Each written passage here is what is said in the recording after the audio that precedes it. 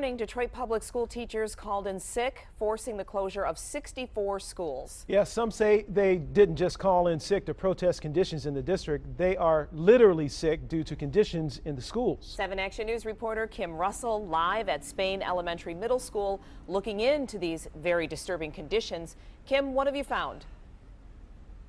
Well, if you drive by Spain Elementary Middle School, you might see outside something that looks a little bit strange. I'm standing in the parking lot, and if you take a look, you can see there is literally steam coming out of the parking lot asphalt. There's definitely a problem underneath the ground here. The district says it's aware of it. Teachers say, you know what, you're aware of it, but it isn't being fixed. But I got to tell you, if you go inside this school, they are the worst conditions I've seen yet. At Spain Elementary and Middle School, the pool has been shut down for 5 years. These pieces of concrete fell off a wall of a vent as a teacher taught. Ceiling tiles have crashed down in the middle of classrooms. But all of that is relatively no big deal. The ceilings are falling down, we sweep up, we move the dust around, and we go back business as usual. Ellen Morgan is a second grade teacher. She says she accepted the district didn't have much money and dealt with problems. But then things got worse and worse. Now there is a new problem she says is being ignored that is health-threatening, if not life-threatening. The ceiling like a cheese grater, it rains from every water coming in all over the place. Andre Harlan is the phys ed and health teacher. He says things got bad when the roof started to fail. Now this sign hangs outside the gym. The reason? See for yourself. You can see the floor buckling, and you can see why this problem is here. You can see the beams are rusty, where the roof has been leaking. But what you can't see is the smell. Teachers say they believe this floor is covered with black mold. It's nasty. It smells. All that, and like I said, it's hazardous to our health. I have developed allergies. You can feel it instantly when you breathe in. It makes you nauseated. We're literally sick. Teachers tell me it has been like this for a year. They have contacted the district, even wrote letters to the Michigan Occupational Safety and Health Administration more than 6 months ago. The state tells me it has contacted the district about the problem, but no state inspector has been sent out. Clearly, the problem is not being addressed. We're like, okay, we have to stand up and do something, or else, everything's just going to continue to get worse. Because we want help for the children. Now, I just heard back from the district a short time ago, and they're telling me, you know what, that black stuff on the floor, they say it's not mold, it's adhesive. And I believe that there is adhesive on that floor, but the fact of the matter is, it is clear that water hit that floor, warped it, and it stinks. It is hard to breathe next to that floor. I would not be surprised if there is mold underneath that floor, even in areas that we can't see. What I'm wanting to know is whether or not anyone has tested it. The district hasn't been able to answer that at this time.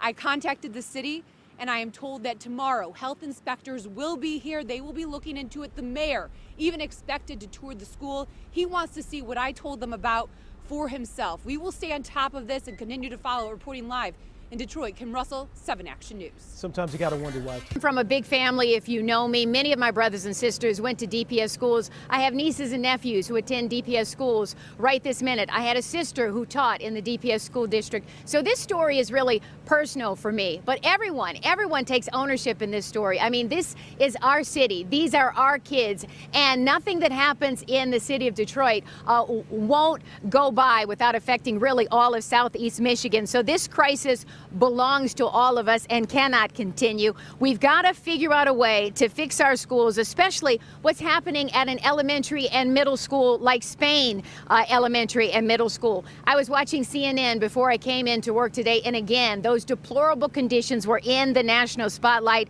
7 Action News reporter Kim Russell, she's been following the situation at Spain and many of our schools in the city of Detroit, and she has the results of a shocking inspection report that was released today. She joins us live right now, right outside Spain. Kim? Yes, Carolyn, those teachers a couple weeks ago exposed these conditions to me, and what we saw, steam coming out of the asphalt in the parking lot of Spain Elementary School, plus coming out of the playground soil where children used to play. When I went in the school with the teachers' help, I could smell the mold. I knew it wasn't safe.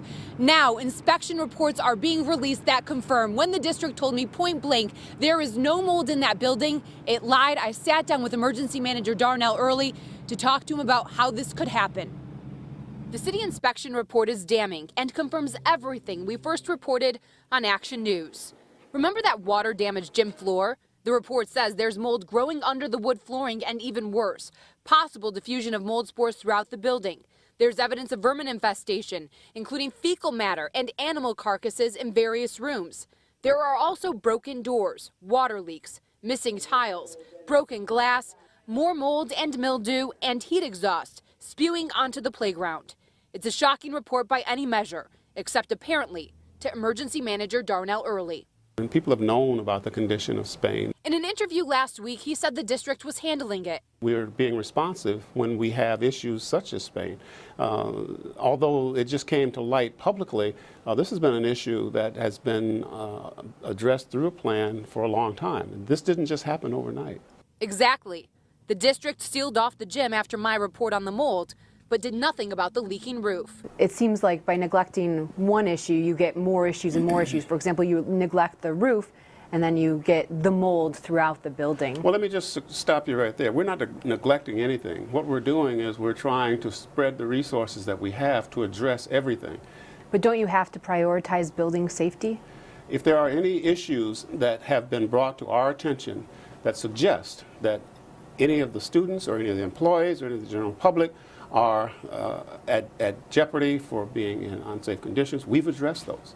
But that's not true. Teachers and the principal at Spain notified the district last year about mold and health concerns. They even filed complaints with the state. A lot of my staff members, they are sick because of it. And you've told them this? And we've told them that. The district told the state the same thing it told me when I did the story. There was no proof of mold. What it left out was that there was no proof because it didn't test for mold. Months ago, teachers filed complaints with the state, and the state notified the district saying it's unsafe, there's mold, we're having breathing problems, and it wasn't addressed. Well, to the extent that those notifications have gone forward, my information suggests that we've done what we can to be in compliance with those codes. When city inspectors investigated conditions in Spain Elementary Middle School the day after 7 Action News exposed conditions, the school was far from in compliance. You said you addressed these concerns to meet code, but my understanding is there were more than a dozen code violations found. Code violations are not new to the Detroit Public Schools.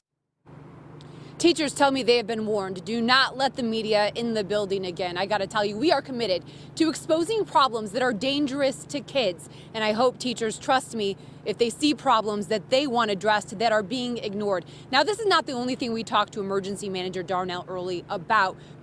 We also reviewed numerous employee contracts for his top officials, and the incomes, the benefits they're getting are shocking.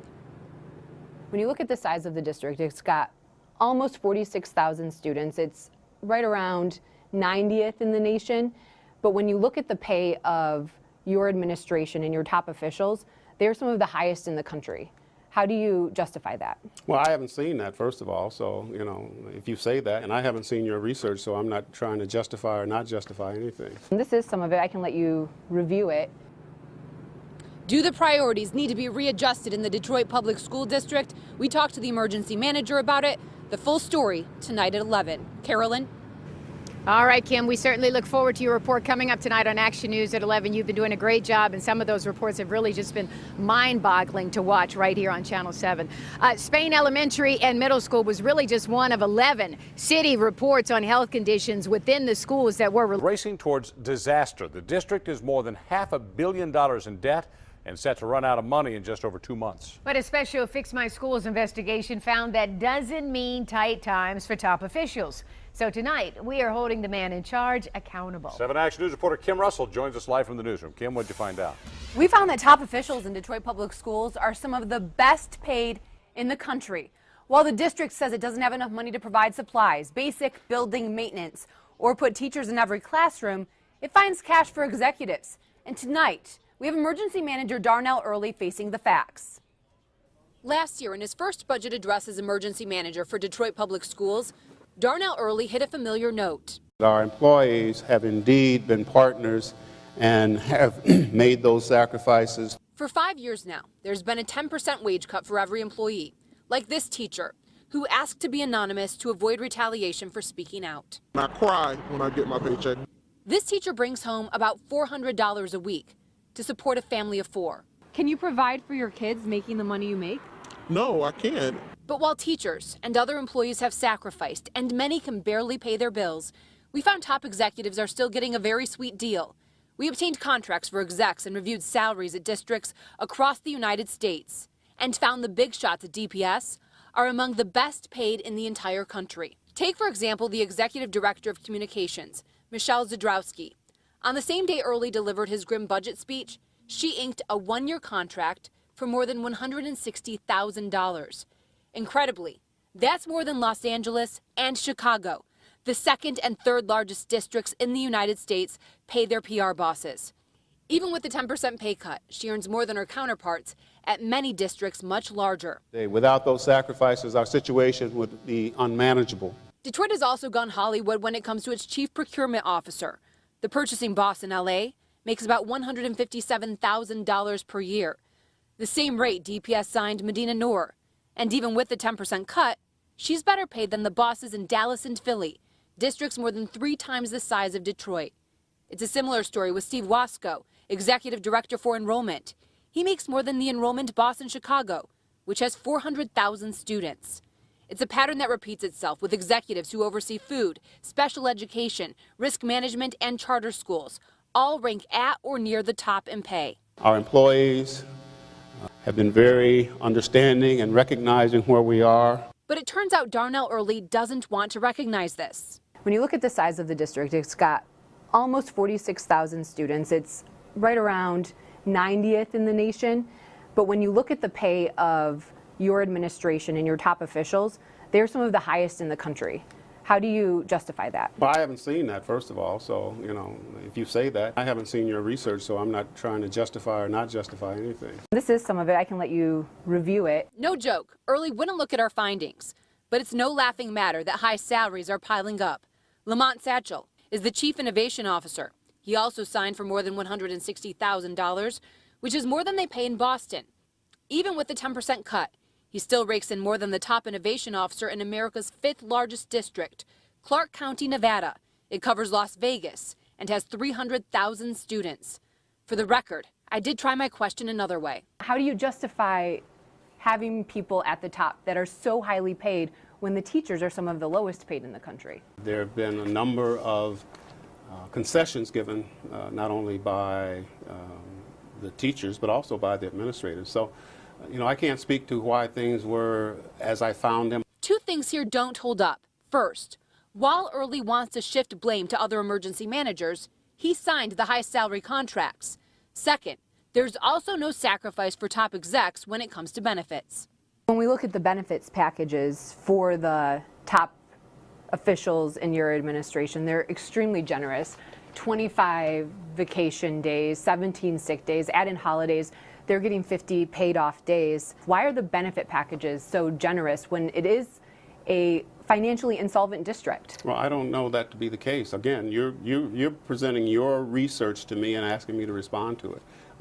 And I'm telling you that where there are areas where we need to adjust, we've been doing that. But this is not research. These are contracts he signed.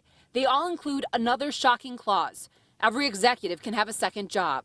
Given that they are so generously paid and the district is in such need, should they not be required to just focus on the district? I'm not going to speak about what's in the contracts of individuals. Those are employment matters, and if you FOIA that, you know what's in it, and you can form your own conclusions about it. Our conclusion, when it comes to executive pay, it seems like this district is acting like it's a bigger district than it is financially. Well, I can't speak to what it's acting like. But here's what the district is in reality: a district that is running out of cash and needs every penny. A district that is surviving on the backs of teachers like this one who only makes $400 a week. With wages frozen and the future bleak, this teacher stays for one reason. My children are doing well, and I don't want to stop what I've started. Mr. Early tells me he also intends to finish what he started, that he has about 6 months left to look these things over. His contract, in case you're wondering, is $225,000 a year. Tomorrow on 7 Action News, we'll continue our coverage. Mr. Early says he made cuts at the top, but do the numbers add up? We'll take a look. Carolyn? Yeah, you're going to have to take a hard look because it didn't sound like he wanted to answer many questions about the numbers. All right, thank you so much, Kim. You're doing a great job digging, and hopefully we'll get more answers.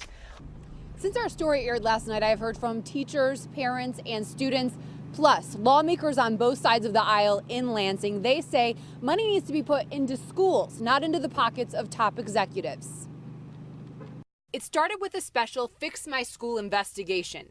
We looked at the pay of top officials in Detroit Public Schools, a district with about 46,000 students.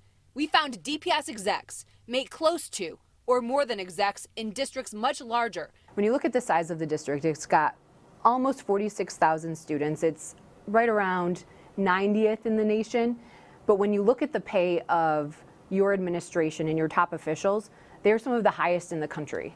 How do you justify that? Well, I haven't seen that, first of all, so, you know, if you say that, I haven't seen your research, so I'm not trying to justify or not justify anything. This is some of it. I can let you review it. While DPS Emergency Manager Darnell Early was not interested in seeing my research, lawmakers on both sides of the aisle are. It's really a slap in the face at democracy and the people of Michigan that was expecting this emergency manager to bring the finances of Detroit Public Schools in alignment. He has done nothing like that. Detroit Democratic Representative Sherry Gay Dagniogo says it's evidence a forensic audit needs to be done before the state gives DPS money to avoid bankruptcy. Make sure that the kids are our first priority, and we don't have a lot of time. And Republican Senator Patrick Kolbeck says while he supports local control whenever possible, there is already talk in Lansing that if lawmakers are going to approve money for Detroit Public Schools to help it avoid bankruptcy, there needs to be oversight. Parents and students in schools that are neglected and falling apart see this top pay given to top officials as evidence district leaders don't share their priorities. Shocked. Based on the way the schools are looking, shocked. I also talked to Emergency Manager Darnell Early about his claim that he has cut the size of his administration, but do the numbers add up? We'll take a look at that ahead on 7 Action News at 6. Live in Detroit, Kim Russell, 7 Action News. Detroit Public Schools on the brink of going broke. The state's emergency manager pledged big job cuts at the central office. But we've done some digging, and the numbers seem to tell a different story. 7 Action News reporter Kim Russell is live with more of our Fix My School investigation. Kim? We've heard it again and again. Detroit Public Schools emergency manager Darnell Early said, you know what, times are tough and the district has been shrinking. We need to make cuts in administration. But we looked at the numbers, and do they really add up? In his budget address last year, Darnell Early was clear. Spending cuts were critical to saving Detroit Public Schools. Each office has looked closely at where costs can be reduced. In addition, the transformation of central office will lead to some administrative savings. Central office, with some of the highest paid execs in the country, was an obvious place to cut. In July, the district even bragged to the Free Press. It had reduced central office by 100 positions.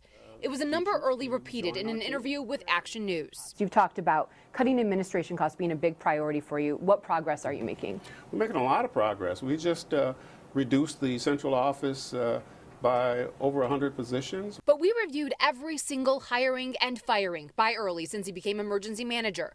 And we found the numbers just don't add up. Overall, for all district administration, Early has added nearly as many jobs as he's cut. I'm confused about these cuts because when we looked at the HR report sent to the governor, it said that there were 90 positions eliminated and 82 added, which is only a cut of 8 people.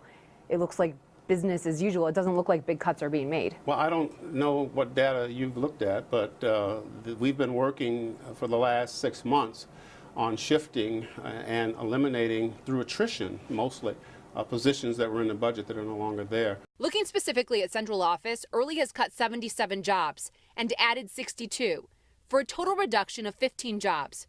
For the record, those numbers come from Early, his own report sent to the state. It was the HR report sent to the governor's office. Well, we sent a lot of reports to the governor's office. I'm not sure if the one that you're referring to is the one that's the direct result of the changes that have been made or not. So we can certainly get you all of that information and you can examine it and we can have another conversation. Something else to talk about is the supposed elimination of the Chief Innovation Officer.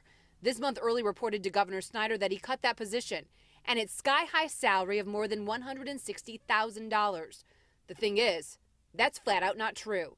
Lamont Satchel is still on the job with the same title. It also said that Lamont Satchel's position was eliminated, but he's still here, and it seems to be under the same role. Can you explain that?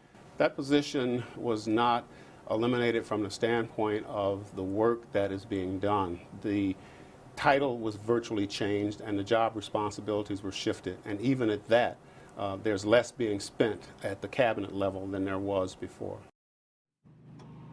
Yeah, that was a convoluted answer. I'm still not sure why he reported a job cut that didn't actually happen. Now, the district says it has proof that there were 100 job cuts in central office. It said it would provide that documentation. I'm still waiting. It has been days and I have not received it as of yet. In the meantime, tonight we're diving into the crisis in the classroom. We're seeing a teacher shortage, classrooms without teachers, yet the district is spending millions on consultants. We'll take a look at that. Reporting live in Detroit, Kim Russell, 7 Action News. All right, Kim, we look forward to your report coming up on Action News at 11. Thank you much. Last year, we came to Lansing to ask lawmakers why were they sitting on a bill that could help ease the teacher shortage. They then took action. Now we're calling on Detroit Public Schools to take action too. Kids have protested. Their message: we're tired of going to classes without teachers. Half of my schedule doesn't even exist because we don't have a teacher for those classes. Heartbreakingly, kids in 10th, 11th, and 12th grade at Cody High School's Detroit Institute of Technology have gone 5 months without a math teacher. I thought of them as I interviewed emergency manager Darnell Early. There's still no math teacher for 10th, 11th, or 12th graders at Cody DIT, and there's still no English teacher at Renaissance High School for 10th graders. How can a school operate without basic teachers? Well, let me just say something about that. That's no different in many other districts. There are teacher shortages all over the state. It is different than in other districts. Again and again, DPS has responded to our story, saying there are classes without teachers everywhere. But it's simply not true. Meantime, the Detroit Federation of Teachers says thousands of kids going to DPS are without certified teachers. Granted, there's no doubt working at DPS as it faces bankruptcy is a hard sell. It's even made more difficult for DPS because of the uncertainty. And it's not because we've decided not to try and find teachers. How much are you spending on recruiting teachers? I don't have a number like that right off the top of my head. What we do know is how much they're spending on a consultant program called Marzano, brought in to, quote, give teachers a common language. The cost, $6 million. Teachers say it's a waste of money. The teachers in Detroit Public Schools are some of the most well-trained teachers in the United States. And that's because in Detroit, we buy into every program that comes out. They were already here and had been using funds that are earmarked only for development. But is that true? So I was reading about Title IIA funds, and they actually can also be used for merit pay and class size reduction. And you have some teachers with more than 40 kids in a class. So you could be spending the money that you're spending on Marzano to reduce those class sizes. And perhaps I would think that reducing class sizes would mean get teachers actually into classes. Why not do that? No one has presented a plan to me to do what you suggest. Again, if they're sharing it with you, I think the place to share it is with me and my staff. The fact is, no one came to me with a plan and said, hey, why isn't the district doing this? I simply read what these funds could be used for, saw recruiting teachers and reducing class sizes, and thought, hey, that could help ease the teacher shortage in Detroit Public Schools. I hope the district looks into this. In Lansing, Kim Russell, 7 Action News. The emergency manager, Darnell Early, is out at the end of the month, resigning just a few months before his contract expires. 7 Action News reporter Kim Russell joins us live outside the DPS administrative offices at the Fisher Building. Kim, what does the governor have to say about this news today? The governor says someone new will be appointed to lead Detroit Public Schools by the end of the month. No one is naming names at this time, but my sources close to the governor tell me that he is in talks with someone who has respect, widespread respect with people throughout the city of Detroit. As for what Mr. Early has to say, my sources say he didn't arrive this morning at the Fisher Building when he normally does. His spokesperson said there will be no interviews. He did release a statement saying he has completed comprehensive restructuring necessary for downsizing central office. It's an interesting statement since a story we shared just last week showed that there have been almost as many hirings as firings. Governor Snyder released a statement saying Mr. Early did a, quote, very good job in tough circumstances. Taking a look at those circumstances, teachers protested oversized classrooms without teachers, and deplorable conditions inside schools. We showed you some of those conditions. Some buildings allowed to fall into such disrepair that they were filled with mold, many having major problems with bugs and rats. Plus, Darnell Early was criticized for being emergency manager in Flint and his possible role in the Flint water crisis. DPS board member Tawana Simpson told me emergency management in general needs to end, that the school board needs to be re-empowered, but that this is a step in the right direction. I was very, very surprised. I was very surprised to find out that the emergency manager has resigned. I wasn't satisfied with Mr. Early because Mr. Early did not work with the duly elected board. He did not take recommendations from us. He would not meet with us.